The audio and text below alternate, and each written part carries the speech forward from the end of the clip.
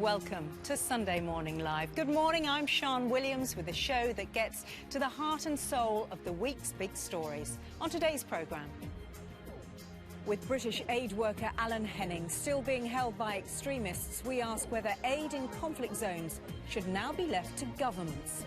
First, though, let's meet some of our guests who are settling in to discuss today's topics. We have with us today ex-model, actor, quizzer and the man I beat on Eggheads, CJ Du Bois, aid worker Katie Harrison, who works for the Christian charity Tearfund, Majid Nawaz, the chairman of the Quilliam Foundation, an organisation that fights extremism, and the plain-speaking broadcaster James Whale. Welcome to the programme, all of you. Thanks very much for coming in. Of course, as ever, would like to know what you think too. You can comment by phone, text, email, or through Twitter, Facebook or other social media. Phone calls cost up to 5p a minute from most landlines. Calls from mobiles may cost considerably more, and texts will be charged at your standard message rate.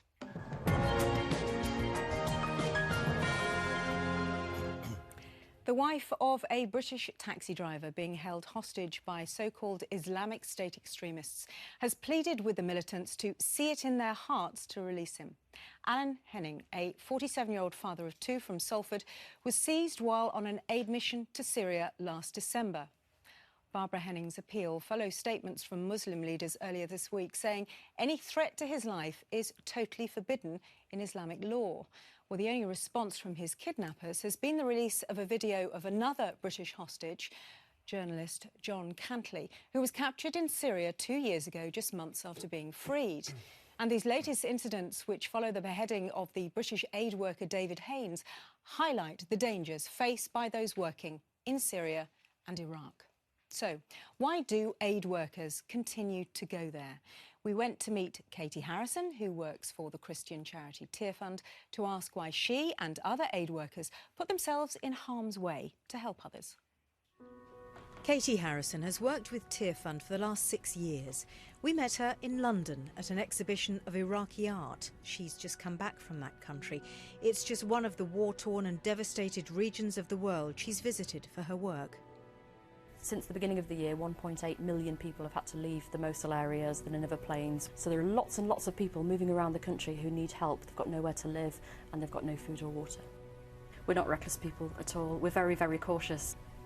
And for all that it seems very brave and exciting to people who don't go and see us going off to these danger zones around the world, we go to places where we know it's safe for us to live and work, and we take that incredibly seriously. There are days when it's very boring, when you can't leave your base because there's a particular lockdown or whatever, but to be fair, it's better to be bored than dead.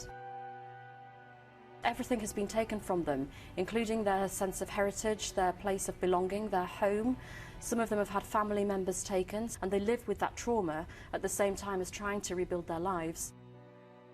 We did start hearing a year or two ago of people being taken. I didn't know that those people were people like David Haines and Alan Henning, so that's when we and many other agencies took the decision that in order to serve people inside of Syria, we'd have to do it through local people and not be able to go in ourselves.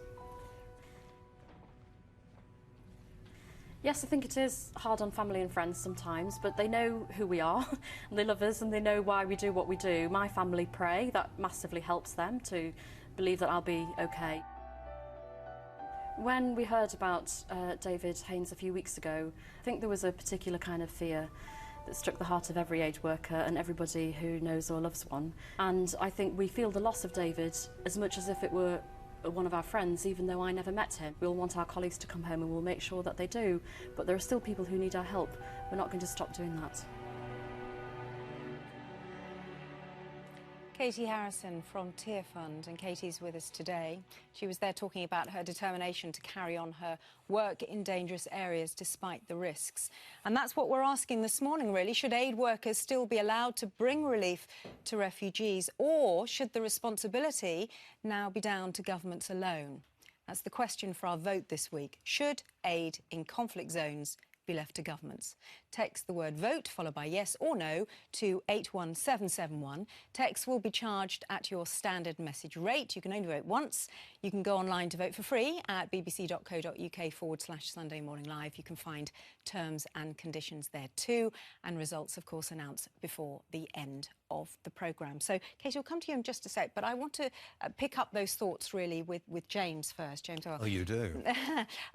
As we heard there, aid workers say they know the risks of going into conflict zones. If they know what they're letting themselves in for, shouldn't we allow them to go to help people in need? Well, you know, war is, it's silly to say, war is a terrible thing. It's futile. In the end, everybody has to sit round and discuss it. Most of the people who get killed were innocent, didn't want to be there in the first place. And we have to look after things. But, yeah, it makes it a lot more difficult if you know that there are people who are in there who aren't part of the war, and if you are trying to alleviate the suffering by military means, whether you ever do that, I don't know. I don't think people should be allowed just to go there willy-nilly, for whatever reason. I know we have to try and sort the problems out. We have to try and make it better for these people who are left in these appalling camps that we see on television. But I think taking aid in there, quite frankly, only relieves the tip of the iceberg. All right. And people put themselves in very difficult situations, and we then have to pick up the pieces. Charity aid workers shouldn't go in there willy-nilly and put themselves at risk because we have to pick up the pieces, Katie. They shouldn't go in willy-nilly, and I'd like to think that I didn't, and thousands of others like me, especially in the very established aid agencies that really know what we're doing. We don't go in willy-nilly. We plan it, we're very careful, we train for it, we send people who know what they're doing, we liaise with the UN. We have all of these systems that help us to do things safely. We choose which areas we go to that we know that we can stay safe in, and some of those will be different depending on whether you're a man or a woman or the colour of your skin in some countries, and we take all of that into account. You're right, there are some people who, out of compassion and perhaps just misguided sense of adventure, will go on their own, and they will probably get into trouble, and that's very dangerous for them to do that. That's why I would always encourage people to respond through an aid agency that really has a lot of history in this area. It's a time when actually the larger charities come into our own. People rightly question whether a charity should be so big and have lots of people working for it, but this is the time when you need that expertise, you need that infrastructure, because that's what makes it work. But despite that, aid workers are still being seen in Syria in particular as collateral, you know, as being used in enemy propaganda. And so everyone's targeted. Yes, Syria is different from Iraq, and I think you've got to take that into account. So you have a different plan for each country. The unfortunate thing is that you are prolonging the suffering. That whilst you go in there and do that, and these are all, you told me before, non-government organisations. I mean, so you're asking us all to donate the money for you to take in there to feed people. It is prolonging the situation. It's prolonging the suffering. And I get, and I'm sure it's not you, but I get the idea when I talk to people like you that you actually get a kick out of doing this. And if you weren't doing it, and the government's not going to do it, their governments aren't doing it, if you didn't do it, maybe an end to the conflict would come. What do you mean, get a kick out of doing it? Do you mean in a humanitarian sense? Well, I think they get a kick out of going there and being in a fairly dangerous. Or are you suggesting it's more than that? Is it vocational? It would.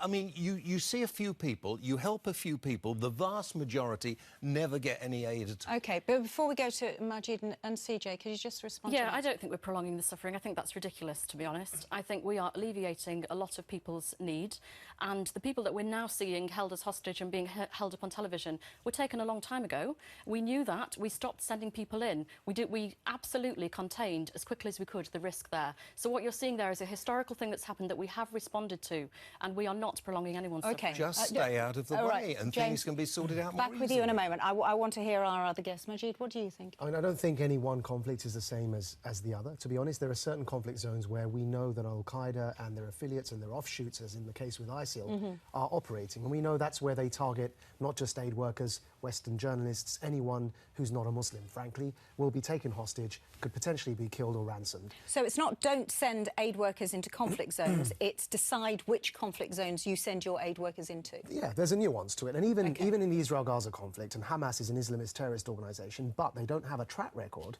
of beheading Western aid workers. So we have to take each conflict as it stands on its own merits, and aid workers need that expert advice, and that's where the larger aid agencies come into their own, because, you know, know, I frankly would be rather cautious of advising anyone to volunteer for an aid agency like just that popped up yesterday. So I think we have to look at the nature of the conflict. We have to be responsible. There have been aid workers who have gone against those guidelines and have gone into the sort of the conflict zone itself and have, as a result, been taken hostage. And they do end up becoming a very difficult burden on the nation from which they come to, as well as, of course, being a huge humanitarian concern for their own lives. But then they become a bit of a pawn in the wider conflict. We're not talking about individuals here. We're talking about the theory of continuing to send in aid workers into areas of conflict. Because, CJ, if aid workers don't go out there, who does? Who helps these people? Who would have helped, you know, the Yazidis and the Christians who desperately needed aid if it weren't for the big aid agencies? I mean, this is the problem. If you divide it into two basic sections, you've got governments or you've got NGOs. Governments are stymied by this overwhelming ghost and spectre of diplomacy. If diplomacy didn't exist, something would have been done about Putin in Ukraine, for example, Mugabe in South Africa. But no, everyone's got to play this little civil service game of diplomacy. The NGOs have a role to play, but now that we're seeing people targeting International Red Cross, maybe Tearfund, maybe other organisations, and you've got the individuals who are part of that greater whole who are trying to help because the governments won't get off their asses and do anything. I mean, who's it going to be left to? Who's going to actually go in there and do the work? The governments aren't doing anything. If the NGOs are able to provide the assistance, able to provide the funding, are they going to be allowed to do it? Is look at the areas of conflict, and if it looks as though they're going to be more at risk than others, then don't go there. Well, there's a rule of thumb, isn't there? Anywhere Al-Qaeda, its affiliates or offshoots are operating, all right, aid agents are going to be taken hostage. OK. Let's bring in Dominic Nutt, and Dominic's work with Christine Aid and Save the Children joins us now from our newsroom studio. And welcome, Dominic. I gather that a couple of your colleagues have been murdered. I think it was in Chad in Africa, wasn't it? What happened there? That's right. Well, they were just held up at gunpoint in Chad and murdered there and then. And it was a mugging, effectively. So the point that James is making about politics and governments not doing anything, random things happen. There's bad luck that happens. But look, if you send a government to do aid, they're still people, they're still flesh and blood, and not only are they as at much risk as anyone else, they actually increase the risk if you use governments because they're associated with their government's foreign policy and they become political targets as opposed to humanitarian targets.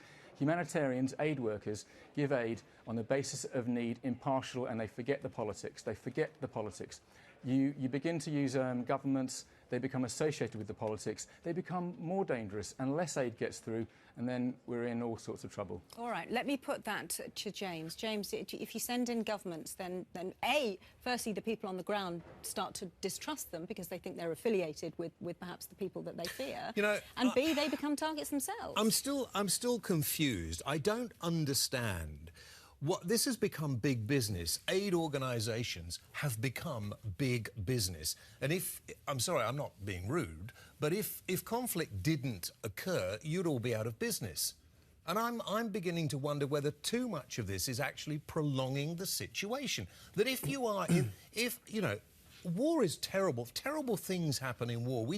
We're rather sanitised in this country by what we see on our television news. If we saw some of the news reports in other countries, war might stop a little quicker than it does at the moment. We just show a sanitised version. What, so you just get out and leave them to it? Is that your answer? To be honest, if people are going to start doing this, if they get to a situation either we go in and we stop the whole thing and say, right, you're not doing it, and by that, we can't actually send aircraft in to shoot at where we think people are, and all the top brass in the armed forces will tell you nothing will get sorted out if you're going to do that until you send troops in. So eventually you will have to send troops in. Although airdrops, and I know the government here is considering airdrops and airstrikes as well. I think the truth is in between, and we've got to be wary of the pendulum swinging too far either way. So when the Yazidi population was stuck on the mountain in Sinjar in Iraq, the military did drop in air parcels of food and supplies, and they were very, very helpful to the Yazidi population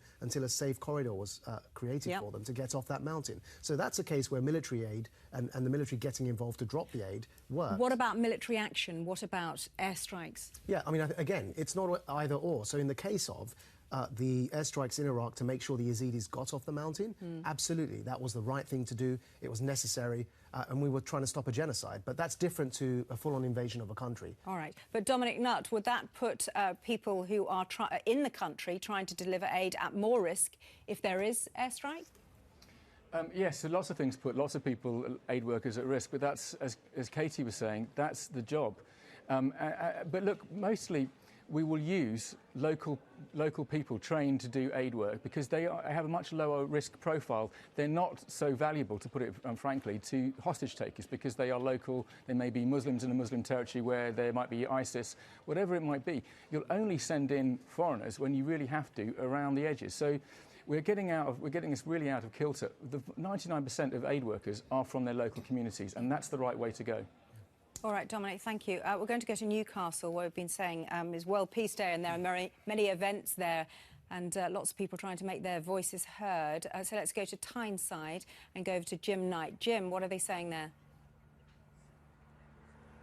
Yes, thanks, Sean. Welcome back to the Quayside, where, of course, the debate is continuing here too. I'm joined now by Alan Robson, who hosts a late-night radio show. Alan, I believe your view is that it's just too dangerous for these aid workers to go now. No, like any other human being, I absolutely support aid and have done all my life. I'll help anybody that needs it. And there's plenty that do because, frankly, governments don't put their hands in their own pockets. It's usually people-led. However, as it stands now, people are just packing a van, packing a wagon, heading off with 3 or 4 vans from a supermarket chain with a few well-intentioned people, and they're getting themselves in trouble. We've learned nothing from Rambo 4, where there was a whole host of people in a van that needed rescuing. We don't want to give these people to do harm to. And I mean, it's happened far too often already. Once is too many times. Don't give them people to play with, and these people are too important to us. So let a government come in and decide. Okay, Alan. Thank you very much indeed for your views. Dr. Anand Anand, I know you support charities that do aid work, and you're just back from Palestine too. Indeed. But is your view that we should continue to do this as an individual basis? I would love to be helped by the government to protect me while I do this. I wouldn't do it at the cost of my life. Because, as Alan says, you're supporting their cause by offering your head, and that's wrong. So should just governments do this now? No, it takes away the whole meaning of aid and help and compassion and love. The government is not into that. But then I wouldn't like to do aid by offering my head. And you're just back from the war zone now? Yes, I've been fired rubber bullets at, I've been tear gassed in this very shirt. I wouldn't do that again. OK, guys, thank you very much indeed for joining us. Thank you. Back to you, Sean, in the studio. Thank you, Jim. Don't give them people to play with, get the government in. That's what one of the guests said there, Katie. Well, it depends which government you're talking about. If you're talking about the governments in those countries, often those governments are very overwhelmed by what's happening. Central African Republic, I was there a few months ago. There is no government. It's completely chaotic and lawless. There's no constitution. In the Kurdish region of Iraq, where I was a few weeks ago, the local authorities are doing a brilliant job of everything they can to help displaced people, but there are more and more people coming, and they haven't got enough resource. They need some extra help, at least for a short period of time. But it does, Dominic's absolutely right, the onus has to be on local organisations and local people, because that's a much more long-term, sustainable way to help people out of their immediate need and out of poverty so that they can rebuild their lives for themselves. Otherwise, they'll become dependent on people like us going in. That's not what we want. So you have to put all of these things together, make them work together in each country, depending on what the needs are there, with a long-term aim of helping people rebuild their lives for themselves. You're just prolonging the aggravation, though, aren't you? You're prolonging the agony by doing that. Isn't that a broader conversation, though, about whether aid in itself per se is a good idea? I think it might be a broader conversation. I think we're going to have to go there another time. Thank you all very much. And, of course, all our thoughts are with the families of those who are being held hostage. Very ghastly situation for them. Our vote is still open, and the question, should aid in conflict zones be left to governments? Remember, you can only vote once. If you think it should, you text the word vote followed by yes. If you think it shouldn't, text vote followed by no. Our text number is 81771, and texts will be charged at your standard message rate, and you've got about 20 minutes before the vote closes. You can also vote online at www.bbc.co.uk/Sunday Morning Live, and results will be announced at the end of the programme.